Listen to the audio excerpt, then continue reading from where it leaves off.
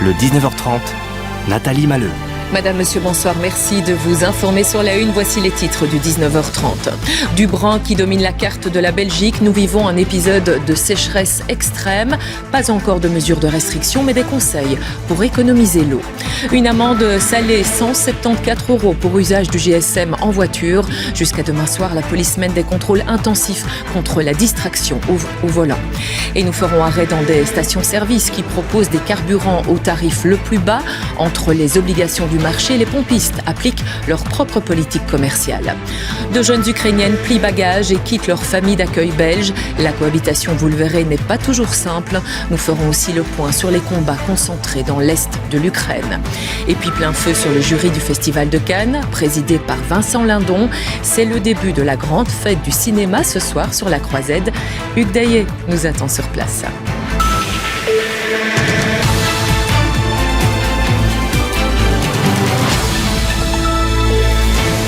Bonsoir à tous. Avant toute chose, prenons la route et gare aux distractions. La police mène des contrôles intensifs depuis ce matin et jusque demain soir. Elle cible tout ce qui peut perturber notre attention, en particulier nos GSM. L'amende est salée jusqu'à 174 €. Reportage de Marie Bourguignon en région liégeoise.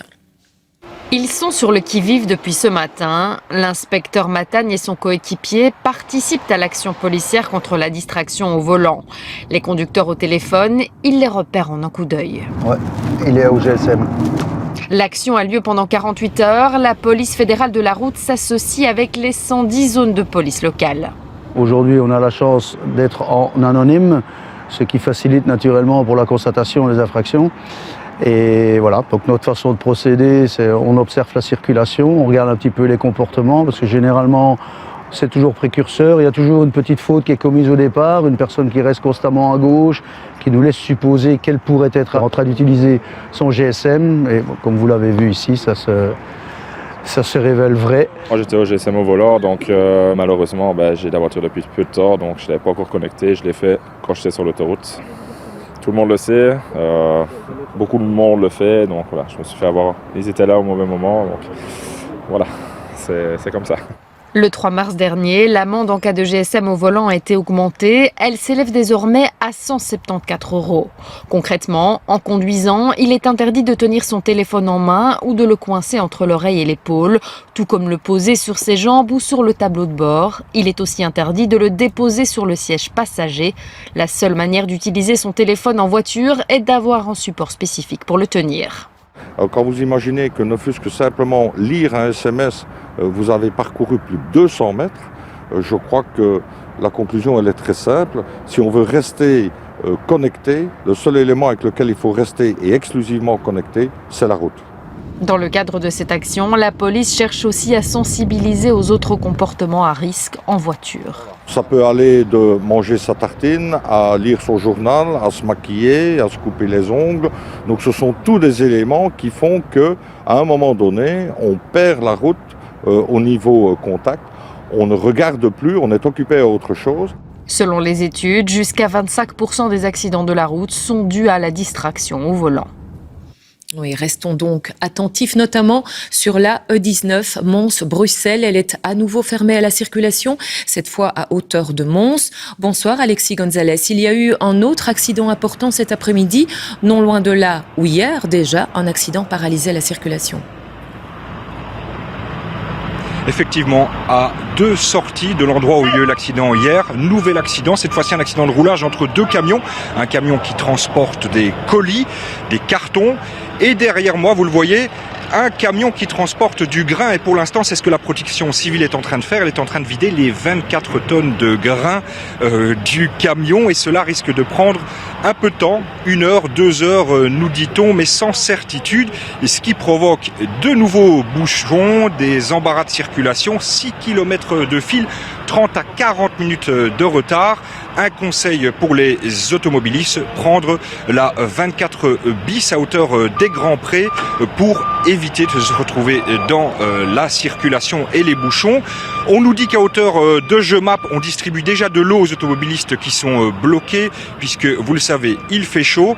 Donc vous l'entendez, des solutions pour l'instant sont apportées à ce problème, mais nouvel embarras de circulation et donc des automobilistes qui vont devoir s'armer de patience une nouvelle fois. Effectivement, des embouteillages encore. Merci à vous, Alexis. À suivre dans ce journal, des jours de repos pour gérer la période de règles douloureuses. L'Espagne veut créer un congé menstruel. C'est une première en Europe. Nous verrons que cela divise sur place et en Belgique. Des rives de Virginie sous eau, nous sommes à Jamestown. Ce berceau de la nation américaine est menacé par la montée du niveau des mers. Et puis avaler une pilule avec capteur pour analyser des données liées à notre santé. C'est l'un des tests menés chez IMEC. Découverte de ce labo unique au monde installé à Louvain, des chercheurs y dessinent notre futur. Un coup d'œil sur la météo du moment, chaleur et manque de pluie, c'est un cocktail agréable certes, mais qui fait souffrir nos sols. Il y a eu bien trop peu de précipitations depuis début mars, 3 fois moins que d'habitude. Nous traversons un épisode de sécheresse extrême, alors pas encore d'interdiction concernant l'usage de l'eau, mais quelques conseils d'économie. Simon Brem avec l'aide de Matélé. Une sécheresse extrême. Voilà comment les experts qualifient la situation actuelle en Belgique. Progressivement, c'est presque tout le territoire qui est concerné. Cet après-midi, la cellule d'expertise sécheresse de la région wallonne s'est réunie pour faire l'état des lieux. Depuis déjà plusieurs semaines, on constate une absence de précipitations et l'indice sécheresse de l'IRM annonce effectivement que dans les 10 prochains jours, on va vers une situation très sèche sur l'ensemble du territoire wallon, ce qui a justifié qu'on se voit aujourd'hui pour faire le point de la situation. Aucune mesure restrictive n'est annoncée pour l'instant. Seules certaines parties des rivières sont rendues inaccessibles aux kayaks, mais c'est une mesure automatique. Les autorités comptent surtout sensibiliser la population pour l'instant pour éviter le déclenchement de feux et empêcher le gaspillage de l'eau. Pour ceux qui possèdent une citerne, certaines mesures sont aussi de mise en cas de sécheresse.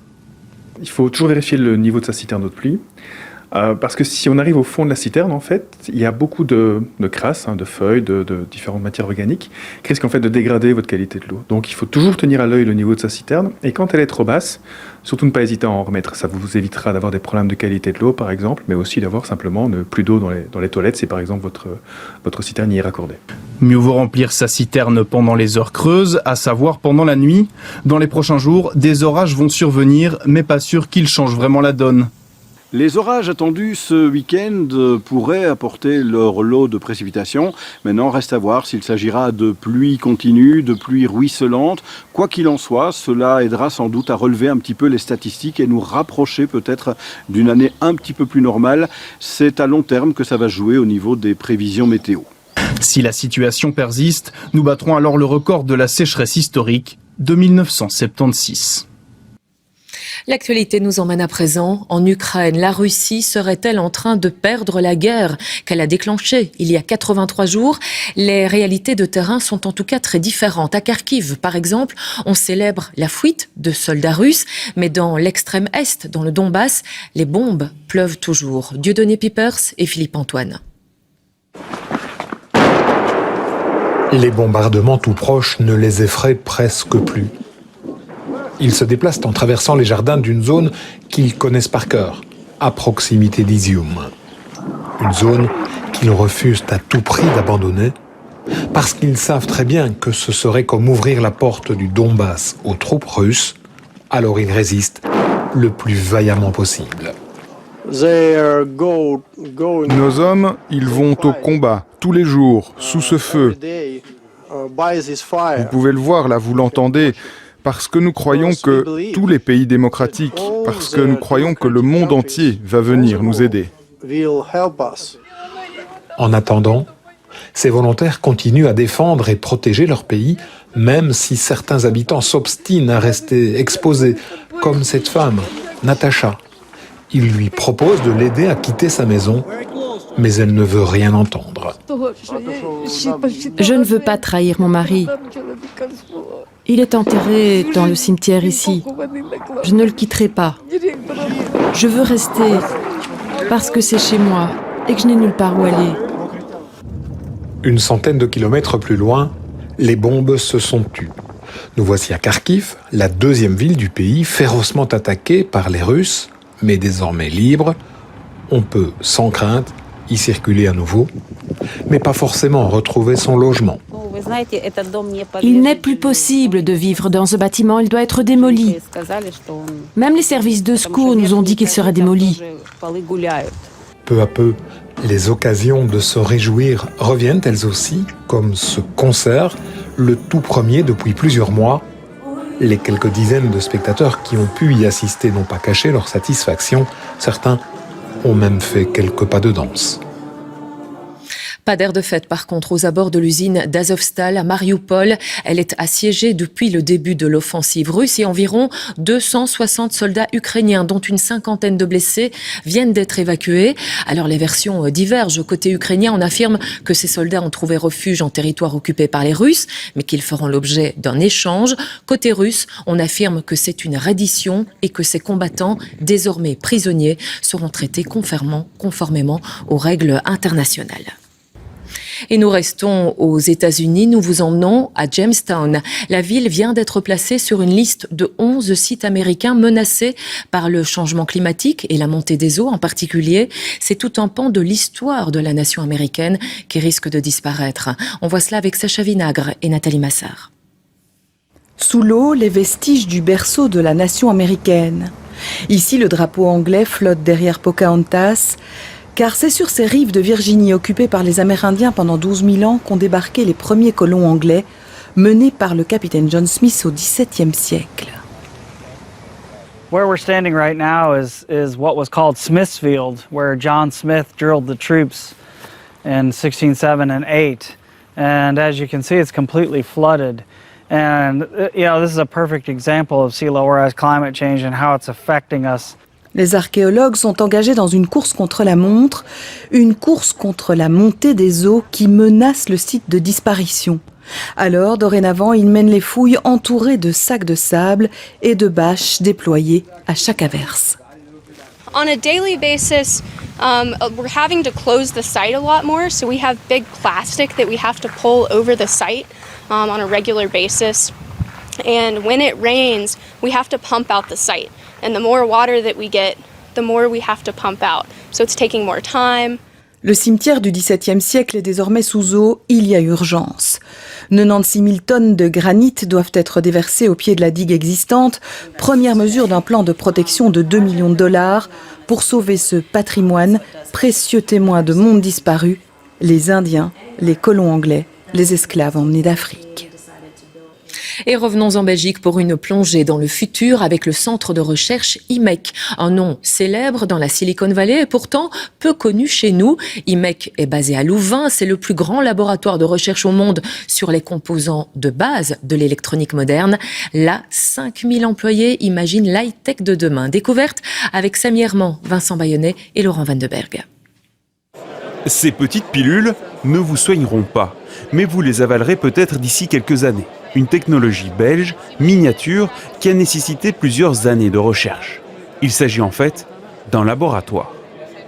We are working on an ingestible sensor to measure in the gastrointestinal tract. So it's a very small pill, a smart pill that can measure things related to nutrition, related to your gut health.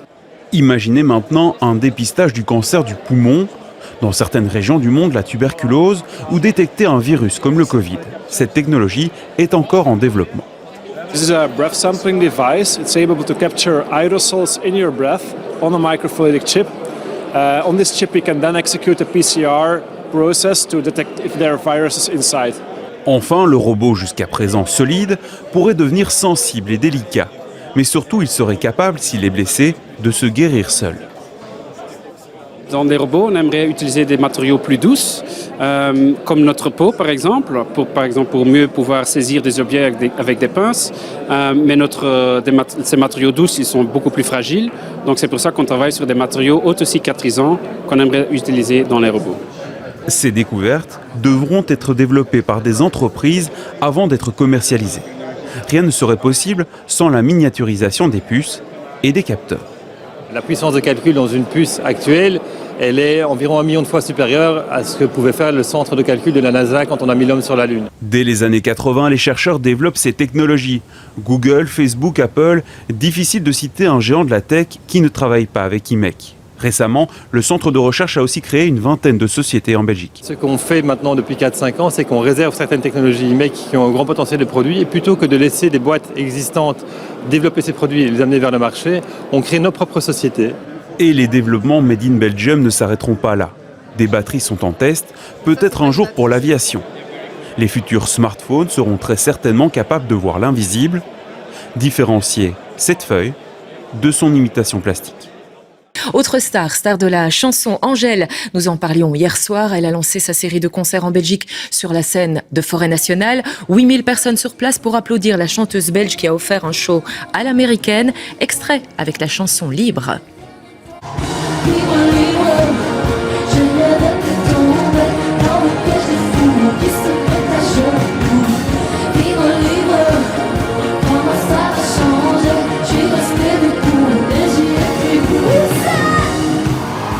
Voilà, c'est donc en musique que se referme ce journal. La suite, c'est QR, l'actu avec Sacha Daoud et ses invités. Très belle soirée sur La Une. À demain. Merci.